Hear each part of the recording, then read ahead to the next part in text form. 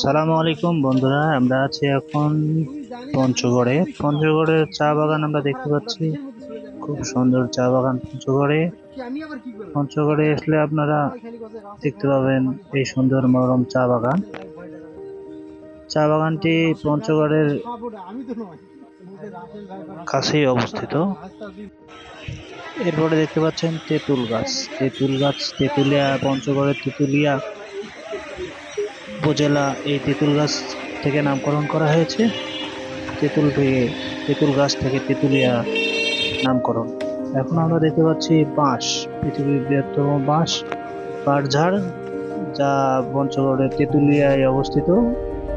এটি বিশ্বের বৃহত্তম একটি বাঁশ, অনেক মোটা এবং অনেক বড় হয়ে থাকে এই বাঁশ গাছ। এখন আমরা দেখতে পাচ্ছি মহানন্দা নদী। তেঁতুলিয়ার ডাকবাংলোর পাশেই এই নদীর অবস্থান। খুব সুন্দর এই নদী, দেখতে খুবই সুন্দর লাগতেছে। এই নদী থেকে পাথর উত্তোলন করা হয়, যা দেশের বিভিন্ন স্থানে সরবরাহ করা হয়।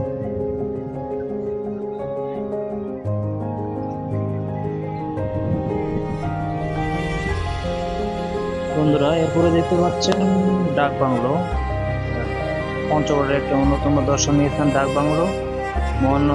মহানন্দা নদীর তীরে অবস্থিত এই ডাকবাংলো। এরপরে চলে আসছি আমরা বাংলা বান্দা জিরো পয়েন্টে। এটি পঞ্চগড় তেঁতুলিয়ায় অবস্থিত। বাংলাদেশ ভারত সীমান্তে অবস্থিত বাংলা বান্দা জিরো পয়েন্ট। এরপরে চলে আসছি কাজী অ্যান্ড কাজী টি স্টেট।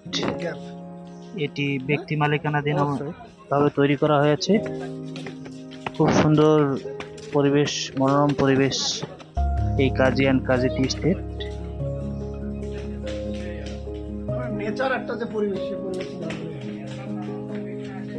পঞ্চগড়ের অন্যতম একটি দর্শনীয় স্থান এই কাজী and Kazi T state.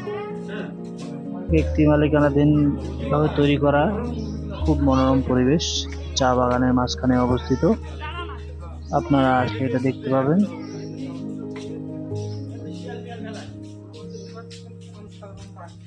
Panchagarh দর্শনীয় স্থানগুলোর মধ্যে অন্যতম এটি।